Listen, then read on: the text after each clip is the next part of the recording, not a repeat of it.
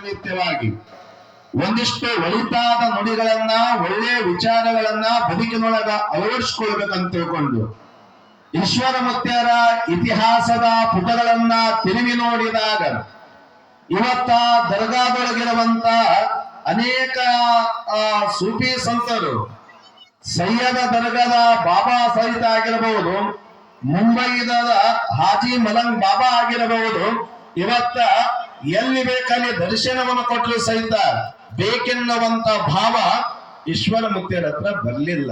ಸ್ವಾಮಿ ಶಾಣಾಯಿ ಮುತ್ಯರ ಅವಾಗ ಹೇಳ್ತಿರ್ತಾರ ನಮಗ, ಈಶ್ವರ ಮುತ್ಯರ ಬದುಕು ಹೇಗಿತ್ತು ಅಂದ್ರ ಸಾಕಂದಾವ ಸೌಕಾರ ಆತನಂತ, ಬೇಕಂದಾವ ಬಡವಾಗ್ತಾನಂತ. ಈಶ್ವರ ಮುತ್ಯ ಯಾವತ್ತು ಬೇಕನ್ನುವಂತ ಭಾವ ಬರ್ಲಿಲ್ಲ. ಈ ನಾಡಿನೊಳಗ ಯಾರು ಸುಖವನ್ನ ತ್ಯಾಗ ಮಾಡ್ಯಾರ ಅವ್ರ ಈ ನಾಡಿನೊಳಗ ದೊಡ್ಡ ಮಹಾತ್ಮರಾಗ್ಯಾರ. ಯಾರು ಸುಖದ ಬೆನ್ನು ಹತ್ಯಾರ ಅವರೆಲ್ಲರೂ ಮಾನವರಾಗಿ ಉಳಿದಾರ. ಸ್ವಾಮಿ ಸುಖ ಬೇಕು ಅಂತಂದಾಗ ದೇವರೇ ಕುಡಕ ಬಂದಾಗ ಸುಖವನ್ನ ತ್ಯಾಗ ಮಾಡಿದವರು ಬಹಳ ಜನ ಅದಾರ. ಒಂದು ಸನ್ನಿವೇಶ ಬರುತ್ತಾದ ಮಹಾಭಾರತದೊಳಗ, ಕುಂತಿ ಬಡತನದ ಭವನಿ ಒಳಗ ಬದುಕನ್ನ ಸಾಗಿಸ್ತಿದ್ರು. ಕುಂತಿ ಬಡತನದ ಭವನಿ ಒಳಗ ಬದುಕನ್ನ ಸಾಗಿಸ್ಬೇಕಾದ್ರ ನಡೆಯುವಾಗ ನುಡಿಯುವಾಗ ಹೇಳುವಾಗ ಕೂಡುವಾಗ ಕುಂತಿ ಕೃಷ್ಣ ಕೃಷ್ಣ ಕೃಷ್ಣ ಅಂತ ತಿಳ್ಕೊಂಡು ಬದುಕನ್ನ ಸಾಗಿಸುತ್ತಿರುವಂತ ಸಮಯದೊಳಗ ಒಂದು ದಿವಸ ಶ್ರೀಕೃಷ್ಣ ಪರಮಾತ್ಮ ಬಡತನದ ಭವನಿ ಒಳಗ ಬದುಕನ್ನ ಸಾಗಿಸುವಂತ ಕುಂತಿಯ ಬಡತನವನ್ನ ದೂರ ಮಾಡಬೇಕಂತ ತಿಳ್ಕೊಂಡು ಶ್ರೀಕೃಷ್ಣ ಪರಮಾತ್ಮ ಕುಂತಿಯ ಮನಿಬಾಗಿಲಿಗೆ ಬಂದು ಅಂತಾನೆ, ಅಮ್ಮ ನಿನ್ನ ಬಡತನದ ಭವನಿಯನ್ನು ನೋಡಿ ನನಗ ಒಂದಿಷ್ಟು ನಿನಗ ಆಶೀರ್ವಾದ ಮಾಡಬೇಕನ್ನುವಂತ ಭಾವ ಬಂದಾಗ ಏನು ಬೇಕು ಕೇಳುವಂತ ತಿಳ್ಕೊಂಡು ಕುಂತಿಗೆ ಕೃಷ್ಣ ಪರಮಾತ್ಮ ಅಂದ್ರ ಕೃಷ್ಣ ಪರಮಾತ್ಮ ಮನೆಗೆ ಬಂದಾನಂತ ತಿಳ್ಕೊಂಡು ಪಾದಕ ನಮಸ್ಕಾರ ಮಾಡಿ, ಯಪ್ಪ ನಾ ಕೇಳಿದ ವರ ಕೊಡ್ತಿ, ಏನು ಬೇಕಾದ ಕೇಳು ಕೊಡ್ತೀನಿ ನನ್ನ ಕೃಷ್ಣ ಪರಮಾತ್ಮ. ಕೃಷ್ಣ ಪರಮಾತ್ಮ ಮನೆ ಬಾಗಿಲಿಗೆ ಬಂದು ಆಶೀರ್ವಾದವನ್ನ ಮಾಡ್ತೀನಂದಾಗ ಕುಂತಿ ಏನು ಕೇಳಬಹುದಾಗಿತ್ತು? ಮನ್ಯಾಗ ಬಡತನದ ಬೇಕಾದ ಕೇಳಬಹುದಾಗಿತ್ತು. ಬಂಗಾರ ಕೊಡು, ಬೆಳ್ಳಿ ಕೊಡು, ಮುತ್ತು ಕೊಡು, ರತ್ನ ಕೊಡು, ವಜ್ರ ಕೊಡು, ವೈದ್ಯುರ ಕೊಡು, ಬೇಕಾದ ಕೇಳಬಹುದಾಗಿತ್ತು.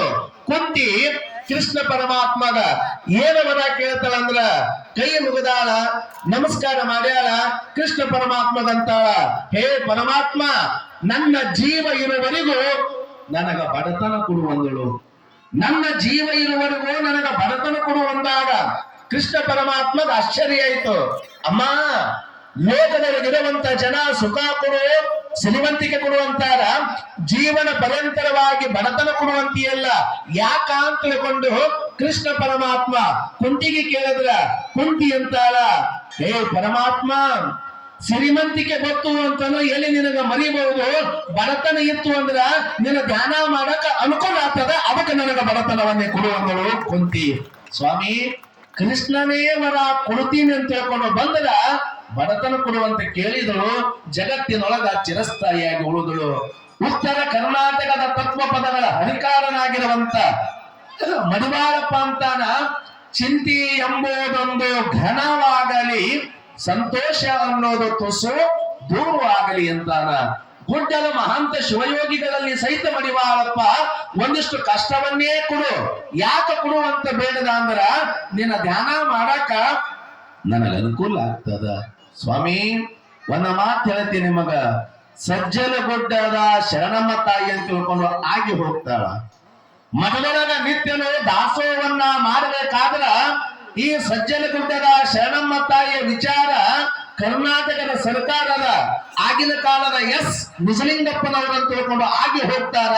ಅವರಿಗೆ ಮುಟ್ಟಿದಾಗ ಕರ್ನಾಟಕದ ಮುಖ್ಯಮಂತ್ರಿ ಎಸ್ ನಿಜಲಿಂಗಪ್ಪನವರು ಸಜ್ಜಲಗುಡ್ಡದ ಶರಣಮ್ಮ ತಾಯಿ ಹತ್ರ ಬಂದು ಅಂತಾರ, ಯುವ ಸರ್ಕಾರ ಮಾಡದಿರ್ತಕ್ಕಂತ ಕಾರ್ಯ ನೀವು ಮಾಡಕತ್ತೀರಿ, ಬಡವರಿಗೆ ಭಕ್ತರಿಗೆ ದಾಸೋಹ ಮಾಡಕತ್ತೀರಿ, ನಿಮಗ ಸರ್ಕಾರದಿಂದ ಏನಾದ್ರೂ ಸಹಾಯವನ್ನ ಬೇಕೇನು ಅಂತಂದ್ರ ಅವಾಗ ಸಜ್ಜಲಗುಡ್ಡದ ಶರಣಮ್ಮ ತಾಯಿ ಅಂತ, ಇಪ್ಪ ನನ್ನ ಗುರುವಾಗಿರ್ತಕ್ಕಂಥ ಗುರುದೂರಿನ ದೊಡ್ಡ ಬಸವಾದನ ಜೋಲಿಗೆ ಗುರುವಿನ ಜೋಲಿಗೆ ಬಹಳ ಗಟ್ಟಿಯಾದ. ಆ ಗುರುವಿನ ಜೋಲಿಗೆ ಗಟ್ಟಿರುವವರೆಗೂ ಸರ್ಕಾರದ ಸಹಾಯ ನನಗೆ ಬ್ಯಾಡ ಅಂತ ತಿಳ್ಕೊಂಡು ತಿರಸ್ಕಾರ ಮಾಡ್ತಾಳ ಸಜ್ಜಲಗುಡ್ಡದ ಶರಣಮ್ಮ ತಾಯಿ. ಯಾಕೆ ಈ ಮಾತು ಹೇಳ್ತೀನಿ ಅಂದ್ರ, ಇವತ್ತ ಎಷ್ಟೋ ಜನ ಏನೆಲ್ಲವನ್ನ ಕೊಡ್ತೀನಂತ ಬಂದ್ರ ಎಲ್ಲವನ್ನ ತಿರಸ್ಕಾರ ಮಾಡಿರ್ತಕ್ಕಂಥ ಪುಣ್ಯಾತ್ಮ ಈಶ್ವರ ಮುತ್ತಿಯವರು ಎಷ್ಟೇ ಏನೇ ಬರಬರ್ಬೇಕ ಎಲ್ಲವನ್ನ ಶಿವನಿಗೆ ಅರ್ಪಣ ಅಂತ ತಿಳ್ಕೊಂಡು ಇವತ್ತ ಯಾವುದು ಬೇಕನ್ನುವಂತ ಭಾವವನ್ನ ಮರೆತು ಶಿವನ ಧ್ಯಾನವನ್ನ ಮಾಡಬೇಕು, ಮಂದಿರವನ್ನ ಕಟ್ಟಬೇಕು, ಮಸೀದಿಗಳನ್ನ ನಿರ್ಮಾಣ ಮಾಡಬೇಕು. ಯಾರ ಕಷ್ಟದೊಳಗದಾರ, ಯಾರು ಏನು ಸಂಕಲ್ಪವನ್ನ ಹೊತ್ತಿ ಬರ್ತಾರ ಆ ಭಕ್ತರ ಇಷ್ಟಾರ್ಥವನ್ನ ಈಡೇರಿಸುವುದಕ್ಕೋಸ್ಕರವಾಗಿ ಈ ಧರೆಯೊಳಗ ಅವತಾರವನ್ನ ತಾಳಿರ್ತಕ್ಕಂಥ ಸಗರ ನಾಡಿನ ಪುಣ್ಯದ ಜ್ಯೋತಿ ಅದು ಈಶ್ವರ ಮುಕ್ತಿ ಅನ್ನುವಂಥದನ್ನ ನಾವ್ ಯಾವತ್ತು ಮರೆಯಬಾರದು. ಅಂತ ಈಶ್ವರ ಮುಕ್ತಿಯರ ಮನಿ ಬ್ಯಾರಾದ ಬಳಿಕ ಮಡದಿ ಶಾರದಾ ತಾಯಿಯ ಒಡಗೂಡಿಕೊಂಡು ತಂದೆಯ ಒಡಗೂಡಿಕೊಂಡು ಇದೇ ನವನಿಹಾಳ ಪುರದೊಳಗ ಬದುಕನ್ನ ಸಾಗಿಸುತ್ತಿರುವಂತ ಸಮಯದೊಳಗ ಮುಂದ ಈ ನವನಿಹಾಳ ಪುರದೊಳಗ ವಾಸವನ್ನ ಮಾಡಿದ ಈಶ್ವರ ಮುತ್ಯ ಕಲ್ಮೋಡದ ಚಿನ್ಮಯ ಜ್ಯೋತಿಯಾಗಿರತಕ್ಕಂಥ ದತ್ತ ದಿಗಂಬರ ಮಾಣಿಕೇಶ್ವರ ಹತ್ರ ಬಂದಾಗ ಈಶ್ವರ ಮುತ್ಯರವರ ಭವಿಷ್ಯವಾಣಿಯನ್ನು ನುಡಿತಾರೆ. ಆ ವಾಣಿ ಯಾವುದು ಅನ್ನುವಂಥದನ್ನ ಒಂದು ಗೀತೆಯನ್ನು ಹಾಡಿದ ಬಳಿಕ ಕೇಳೋಣ.